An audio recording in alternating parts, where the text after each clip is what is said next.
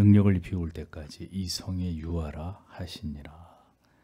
이런 제목으로 누가복음 강의를 이어가겠습니다. 승천하신 주님께서 제자들에게 마지막으로 당부하시는 말씀들을 누가복음의 끝에 기록하고 있는 것을 우리가 보게 됩니다. 주님께서 지상에 계시는 마지막 순간까지 그분이 집중하셨던 일은 제자들의 마음을 열어서 성경을 깨닫게 하시는 일이었습니다.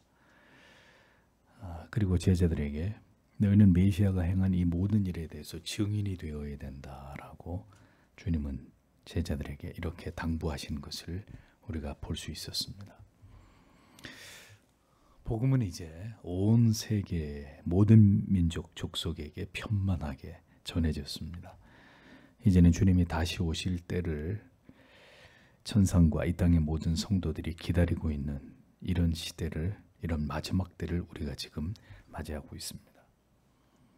우리는 그때까지 우리의 모든 생애를 그리스도의 증인으로서 살아가는 것이다 라는 사실을 잊어서는 안 됩니다. 그리스도인들을 설명하는 성경에 여러 단어가 있습니다. 제자, 용사, 여러 단어가 있는데 그 중에 하나는 증인입니다. 증인. 우리는 목격한 것을 증언하기 위해서 살아가는 증인들입니다.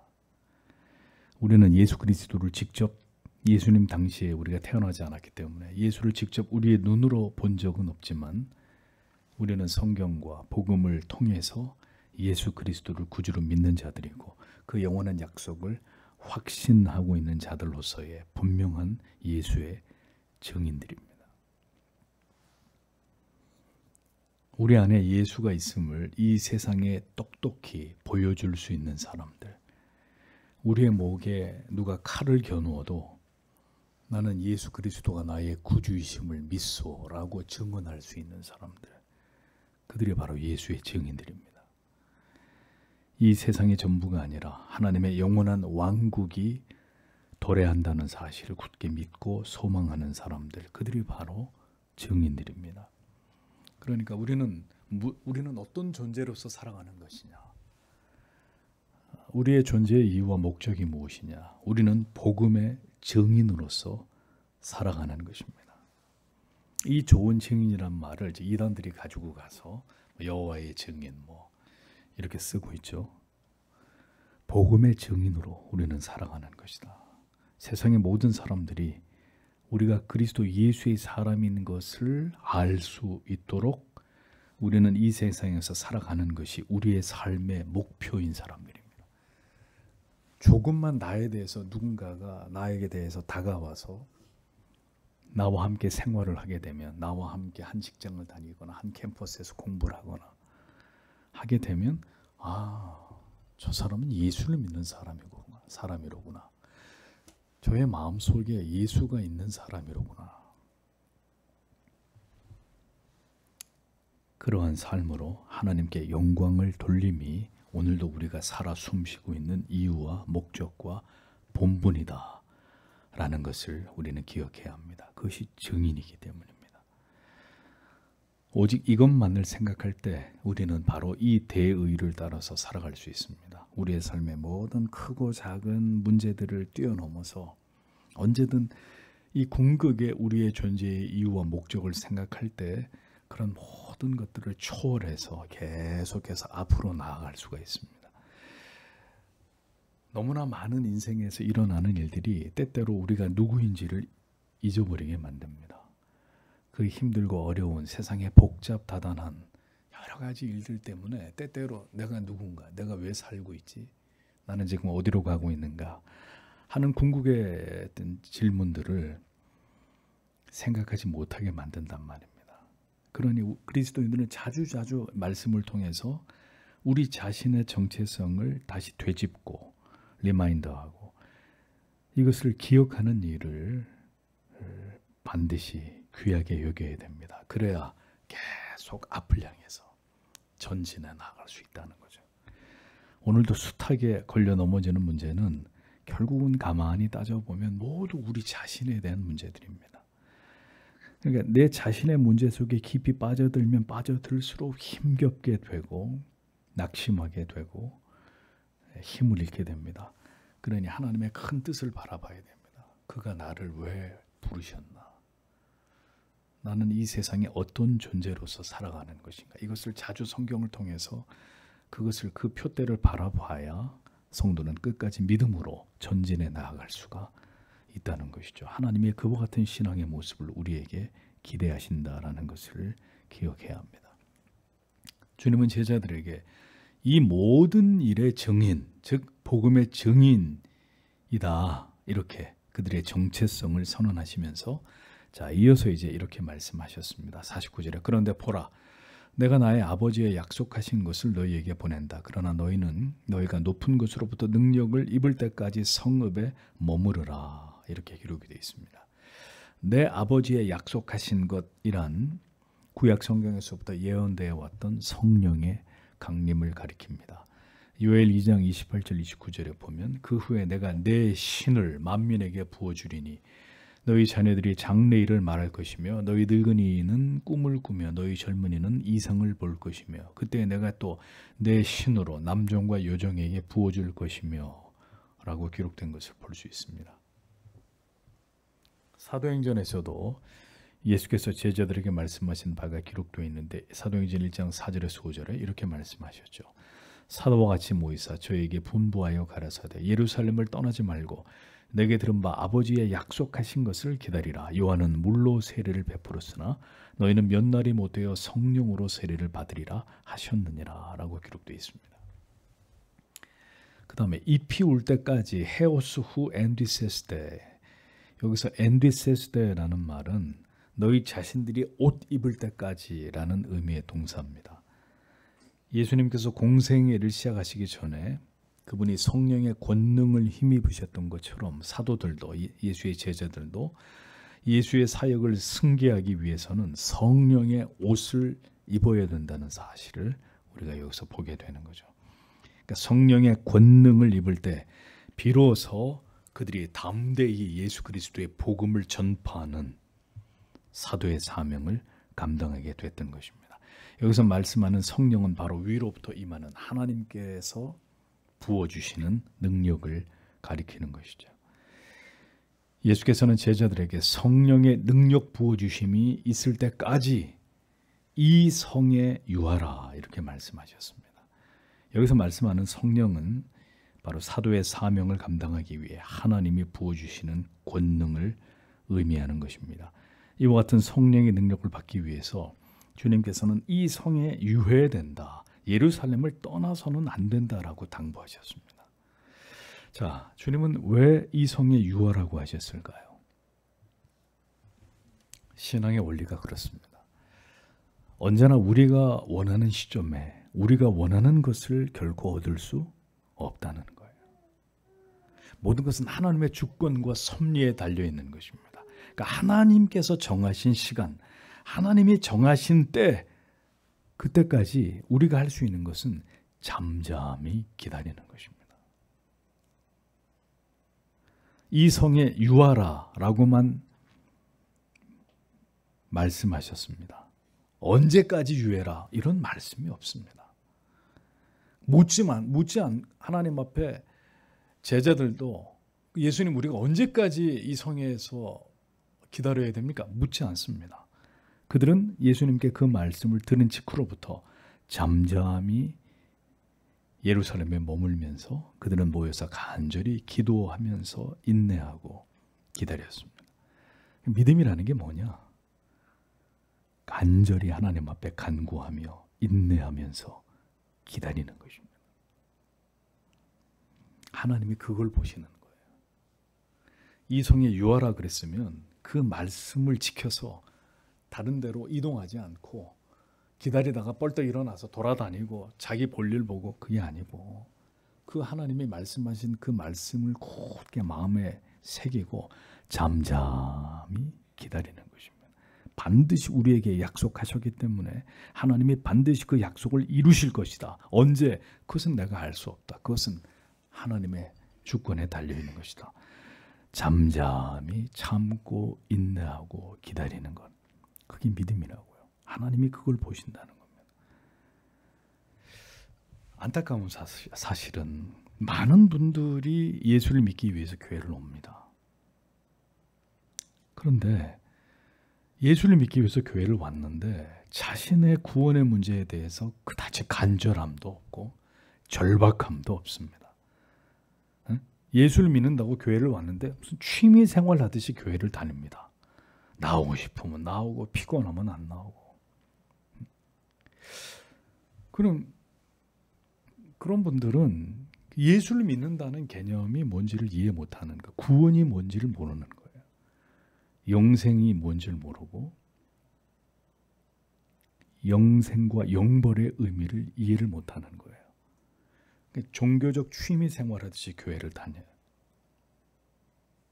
예수님은 이 성에 유하라, 이 성에서 유하라 라고 분명히 말씀하셨습니다.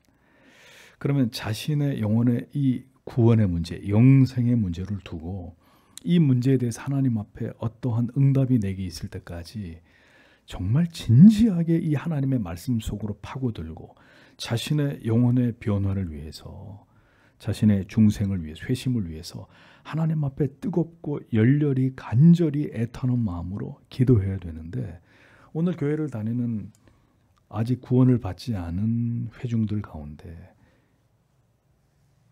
이러한 마음을 가지고 자기의 구원에 대해서 간절하고 절박한 마음을 가진 이들이 많지 않다는 것입니다. 취미생활하듯이. 진실로 성령을 통해서 예수를 구주로 믿게 되는 회심의 역사를 고대하지 않고 형식적인 자기 만족적 종교 생활을 이어갈 뿐입니다. 자, 그러니 말씀드릴게요. 그런 신앙에는 깊은 은혜도 없고 생애적인 감격도 있을 리가 만무한 것입니다. 주를 위해서 정말 내 모든 것을 다 드려서 헌신하고 싶은 마음, 충성하고 싶은 이런 거룩한 마음도 생길 수가 없는 것이죠. 많은 교회가 있고 말씀을 전하는 자들이 있습니다. 그러나 이 시대의 문제와 슬픔은 오늘 우리들에게서 능력이 나타나지 않는다는 거예요. 성령을 받기 위해서 이 성에 유하라.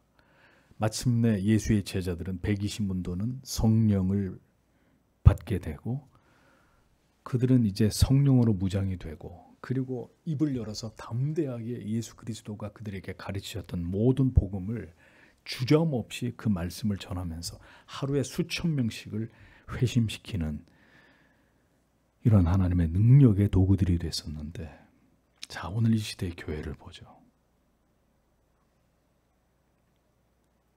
능력이 나타나지 않습니다. 영혼을 굴복시키고 회개케 만들고 그리스도께로 돌아오게 하는 이 생명의 역사가 점점 더 강단해서 사라지고 있습니다.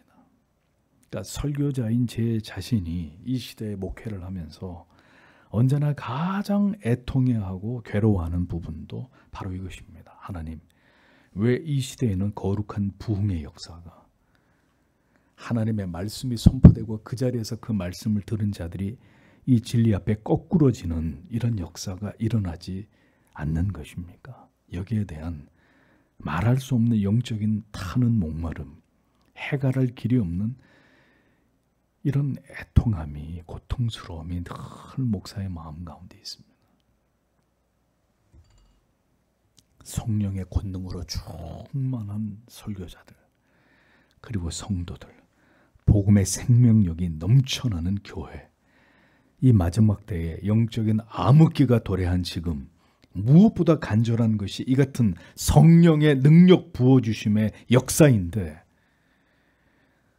오늘날 교회는 죽음 같은 침묵과 깊은 잠 같은 고요함만이 늘 무겁게 교회를 지배하고 있을 따름입니다. 언제 하나님께서 다시 이 하늘 문을 여시고 비같이 우리에게 성령을 부어주셔서 이런 놀라운 복음의 역사가 나타날지, 그 날을 계속 기도하며 손꼽아 기다리는 것입니다. 우리는 포기하거나 절망해서는 안 되고 잠잠히 이 성에 유하면서 기도해야 합니다. 언제 어떤 일이 이 땅의 교회 위에 또다시 일어날지 알 수 없기 때문에 오늘도 성령의 능력이 우리 위에, 이 시대 위에, 이 시대의 교회 위에 임하기를, 적어도 이 말씀을 듣고 있는 예수 그리스도의 제자들 된 성도들이라면 오늘도 교회에 나가서 그 마음으로 하나님 다시 우리에게 이 성령의 불을 우리에게 허락하여 주옵소서 기도해야 되는 것입니다. 에스겔 골짜기의 마른 뼈들이 군대를 이룸 같은 이 하나님의 능력이 다시 한번 이 시대의 교회와 성도들을 일으켜 세워주시기를 소망하고 기다리는 그런 하나님의 사람들이 일어나야 합니다. 회심을 위해 기도하고 성령의 충만함을 위해 기도하는 이들이 많지 않은 이 시대에 성도 여러분, 지치고 힘겨운 인생의 나날들이지만 그럼에도 불구하고 우리는 기도의 불을 꺼뜨리지 말아야 합니다. 하나님이 우리를 긍휼히 여기사 부디 살 길을, 영적으로 살 길을 열어주시길, 이 마지막 때 다시 한번 복음의 불꽃이 활활 타올라서 어두운 하늘을 밝히는 화염 기둥처럼 솟구쳐 오르기를 우리는 계속해서 하나님 앞에 기도해야 합니다. 성령이 행하셔야 합니다. 사람이 할 수 없습니다. 사람이 할 수 있는 일이 아니에요. 교회가 인위적인 노력으로 이룰 수 있는 일이 아닙니다. 이 시대에 다시 부흥이 일어나는 것은, 하나님의 말씀에 정말 폭포수 같은 이런 능력이 나타나는 것은 사람이 할 수 있는 일이 아닙니다. 이 깊은 어둠 속에서 부디 성령께서 역사해 주셔야만 다시 하늘로부터 임하는 능력으로 교회가, 우리들이 깨어날 수 있게 될 것입니다. 오늘도 이것을 위해서 기도하는 자들을, 교회들을 하나님이 찾고 계신단 말입니다. 이 금요일 밤에도 이를 위해 기도하기 위해서 주님 앞으로 나오신 여러분의 기도가 참으로 이 시대에 너무나 필요한, 중요한 기도라는 사실을 잊지 마십시오. 누군가는 그 성을 떠나지 말고, 이 예배당을, 정해진 기도의 시간을 떠나지 말고 기도해야 되는 것입니다. 이 성에 유하라 그랬으니까 다시 한번 이 성령의 역사가 다시 이 메마른 한국 교회 위에, 이 땅 위에 임하기를 누군가는 이 성에 유하면서 기도해야 된단 말이죠. 그들의 기도가 모이고 또 모일 때 하나님께서는 하나님의 일들을 이 마지막 때에 다시 한번 나타내실 것이라는 사실을 우리는 굳게 믿어야 하는 것입니다. 50절에서 52절을 보겠습니다. 그리고 그가 그들을 밖으로 베다니까지 데리고 나가셨다. 그리고 그는 그의 손들을 들어 올려 그들을 축복하셨다. 그리고 그가 그들을 축복하실 때에 그 일이 일어났다. 그는 그들로부터 떠나셨다. 그리고 그가 하늘로 데리고 올리움을 받으셨다. 그리고 그들이 그를 경배하고 큰 기쁨을 가지고 예루살렘으로 돌아갔다. 라고 기록되어 있습니다. 누가는 예수님의 승천하시는 모습을 상세히 기록하고 있습니다. 베다니는 감남산 남동쪽에 위치한 기슭입니다. 이곳까지 제자들을 데리고 주님께서 걸어가셨습니다. 예수님의 승천한 산이 어디죠? 감남산입니다. 더 정확하게 누가는 베다니에서 예수님이 승천하셨다. 정확한 예수님의 승천 장소를 묘사하고 있습니다. 주님은 마지막으로 승천하시기 전에 손을 들어서 제자들에게 축복 기도를 하셨습니다. 그리고는 하늘로 승천하셨다고 성경은 기록하고 있습니다. 자, 그러니까 49절과 50절 사이에는 예수님이 부활하시고 이 땅에 며칠을 계셨습니까? 40일을 계셨어요. 그러니까 49절하고 50절 사이에는 40일이라는 정도의 시간이 존재합니다. 곧바로 이어진 사건이 아니라 그 정도의 텀이 있습니다. 따라서 50절 이하의 기록은 예수님이 승천하시기 직전과 승천하시는 모습이 이후에 기록된 것이라는 것을 아셔야 합니다. 주님의 마지막 모습은 이제 이 땅에서 복음을 전해야 될 제자들, 사도들을 축복하시는 것이었습니다. 그들을 축복하시는 것이었습니다. 예수님의 이 땅에서의 마지막 모습은 제자들을 축복하시는 것이었습니다. 얼마 전에 돌아가신 존 맥어더 목사님이 돌아가시면서 가족들을 다 불러 모아놓고 그들에게 마지막 유언을 하셨다는데, 그 유언은 자기 아버지가 자기에게 한 유언이었다고 해요. 한마디였습니다. 끝까지 신실하거라. 이 한마디였습니다. 끝까지 변치 말고, 변질되지 말고, 약해지지 말고, 끝까지 하나님 앞에서 신실하거라. 이 한마디 유언을 남기고 하나님께로 돌아가셨습니다. 모든 사역자들이 깊이 마음에 새겨볼 말입니다. 주님은 제자들을 축복하셨습니다. 그들이 주께로부터 받은 사명을 잘 감당할 수 있도록 주님은 손을 들어서 그들을 축복하셨습니다. 오늘도 믿음을 지키면서 진리 전쟁을 수행하고 있는 소수의 정말 하나님을 사랑하는 자녀들, 목회자들과 교회의 머리 대신 주님은 축복하시는 분이십니다. 주께서 사랑하시는 성도 여러분, 우리가 걸어가는 이 길은 세상 사람들이 알아주는 길이 아니고 다수가 가는 길이 아닙니다. 그럼에도 불구하고 우리가 지금 걸어가는 이 길은 주의 축복이 함께 하시는 길이라는 사실을 잊지 마십시오. 비록 좁고 어렵고 힘겨운 길이지만 넓은 길로 가는 자들은 많다고 주님이 말씀하셨잖아요. 똑같이 예수를 믿어도 넓은 길로 가는 사람들은, 많은 자들이 그 넓은 길로 간다고 말씀하셨습니다. 그러나 좁은 길은 찾는 이가 적다고 분명히 말씀하셨어요. 왜 적을까요? 어렵거든요. 이렇게 까다롭게 예수 믿는 거 누구도 좋아하거나 동의하지 않는 일이거든요. 하지만 진리를 지키면서 바른 복음을 따라가는 길은 주의 축복이 함께 하시는 길입니다. 예수님의 축복을 받은 제자들은 승천하시는 주님을 경배하면서 큰 기쁨을 가지고 예루살렘으로 돌아갔다라고 기록하고 있습니다. 이 땅에 계시던 주님은 이제 하늘의 우편 보좌로 올라가셔서 경배의, 예배의 대상이 되셨습니다.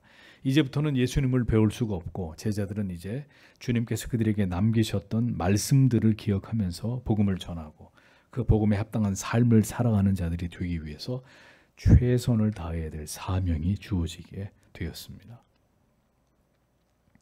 예수 그리스도를, 복음을 우리가 항상 마음에 새겨야 되는 것은 그 진리의 가르침대로, 그 복음대로 우리가 믿고 주님의 뒤를 따라가야 하기 때문입니다. 이 땅에 인간의 모습으로 오셨던 주님은 이제 우리가 하나님의 나라에 들어가기까지 결코 두 번 다시 볼 수 없는 분이십니다. 그 주님을 배울 수 있는 길은 오직 성경 속에서, 오직 복음 안에서만 주님을 만나 뵐 수 있습니다. 다시 오시겠다고 약속하신 주님을 배울 때까지 우리는 마치 편지를 남기고 멀리 떠나간 사랑하는 사람을 기다리는 것처럼 그렇게 주님을 그리워하고 주께서 이 세상에 계실 때 그토록 강조하셨던 말씀들을 상기시키면서 그 말씀을 지켜 살아가기 위해서 힘쓰는 예수의 제자로서의 삶을 살아가는 자들이 되어야 한다라는 것입니다. 승천하시는 주님의 모습을 보면서 이 성에 유하라라고 하신 말씀대로 예루살렘으로 돌아오던 모든 제자들의 마음속에는 뭐가 있었습니까? 큰 기쁨이 있었다라고 적고 있습니다. 승천하시는 주님, 그 모습 그대로 다시 오실 것이라고 약속하신 그 약속이 그 가슴에 새겨져 있는 자들은 기쁘고 행복하고 감사할 수밖에 없습니다.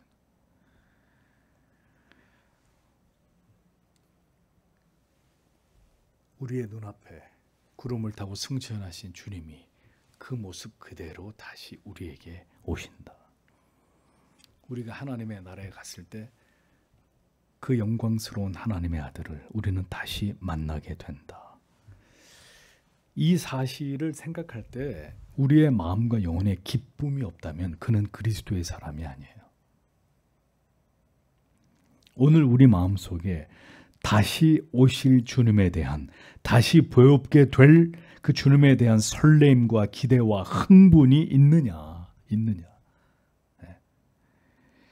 그 날을 생각할 때 참 기쁨과 소망이 우리의 마음에 생겨나고 있느냐. 때로는 인생을 지나가면서 억장이 무너지고 슬픔과 괴로움과 절망이 엄습하지만 그런 가운데서도 고개를 들어 그리스도를 바라보고 영원히 우리가 돌아갈 그 날을 생각할 때 그 마음속에 모든 먹구름들이 다 물러가고 다시 의의 태양이신 그리스도가 떠올라서 다시 우리가 우리의 마음과 영혼을 새롭게 하고 그리스도를 바라보면서 계속 우리의 인생의 수레바퀴를 굴려갈 수 있느냐.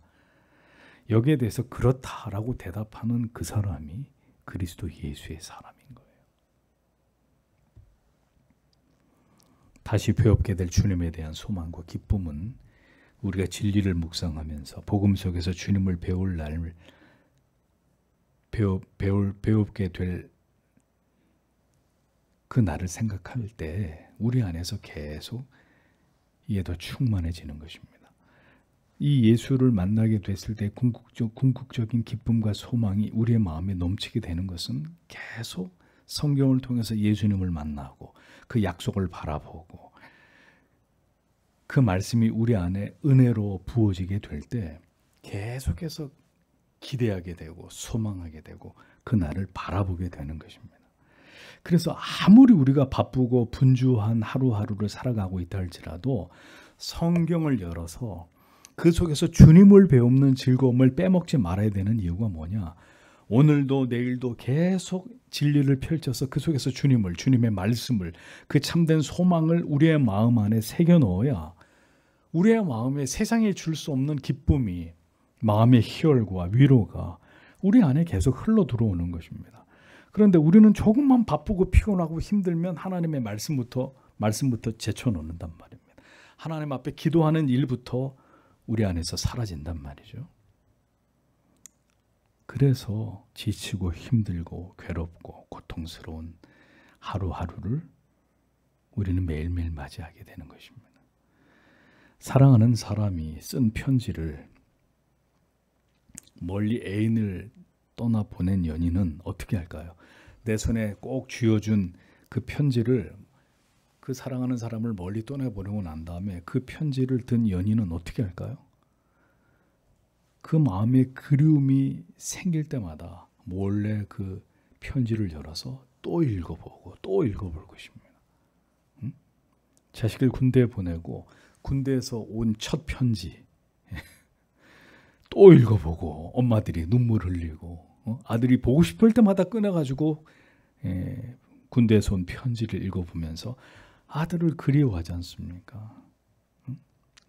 그 편지를 왜 자꾸 꺼내봐요?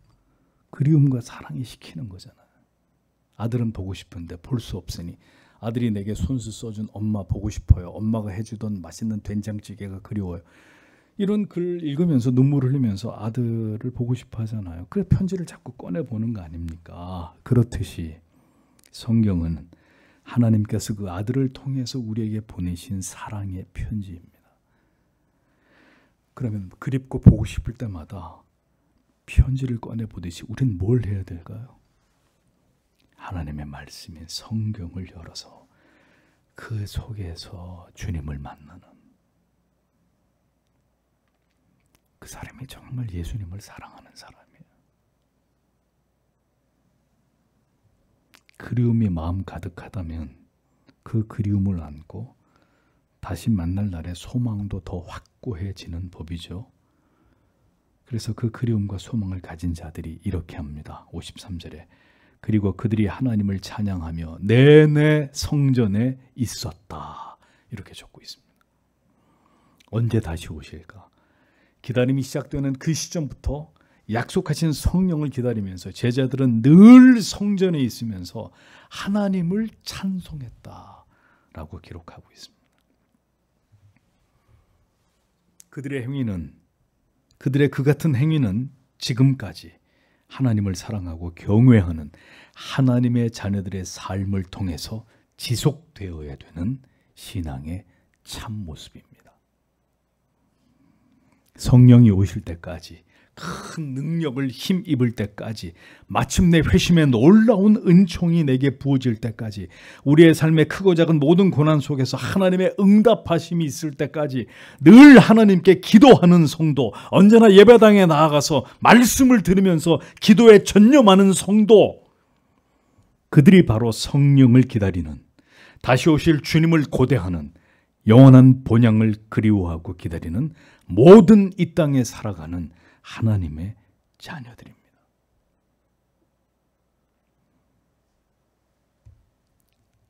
오늘 이 시대에 얼마나 많은 이 세상에 교회가 있겠습니까만은, 기도하는 금요일 저녁에 몇백 명이 모이는 교회도 20, 30명밖에 교회 나오지 않습니다. 몇천 명이 모이는 교회도 마찬가지예요. 그 얘기는 뭘 의미하는 걸까요? 이 성에 유하면서 내내 성전에 있으면서 기도하고 하나님을 찬양했던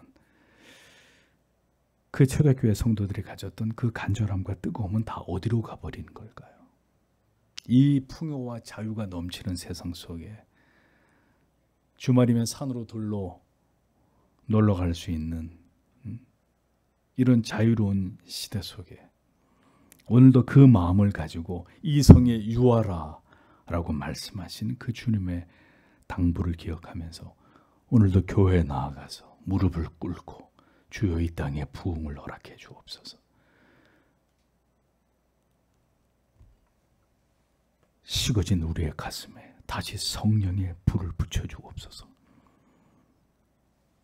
매일매일 늘 예배당에 무릎을 꿇고 기도하는 그리스도인들은 이 시대에 얼마나 될까요? 그 나라를 그리워하고 다시 오시겠다고 약속하신 주님을 너무도 사랑하면서 이 험한 인생을 능히 감당하도록 오늘도 우리를 도우시고 우리를 붙드시기 위해 우리 가운데 역사하시고 은혜를 베풀어 주시는 성령을 사모하는 자, 그들이 오늘도 이 예배하는 자리로, 기도하는 자리로 나아오고 또 나아오는 것입니다. 누가 오라가라 말하지 않아도 그 마음을 가진 자들이 오늘도 하나님 앞으로 나아오는 것입니다. 그런 마음이 항상 여러분 가운데 있게 되시기를 바랍니다. 사랑과 그리움에 이끌리는 그 발걸음이 우리가 주를 배웁게 되는 그날까지 계속 되기를 여러분 하나님 앞에 기도하시고 소원하셔야 됩니다. 거룩한 부흥의 날이 이 땅 가운데 다시 임하게 되기까지 그 마음이 멈추지 않기를 오늘도 우린 하나님 앞에 기도해야 되리라고 믿습니다. 너희는 위로부터 능력을 입히울 때까지 이 성에 유하라. 그 너희가 바로 오늘의 여러분이심을 잊지 않으시길 바랍니다. 기도하겠습니다.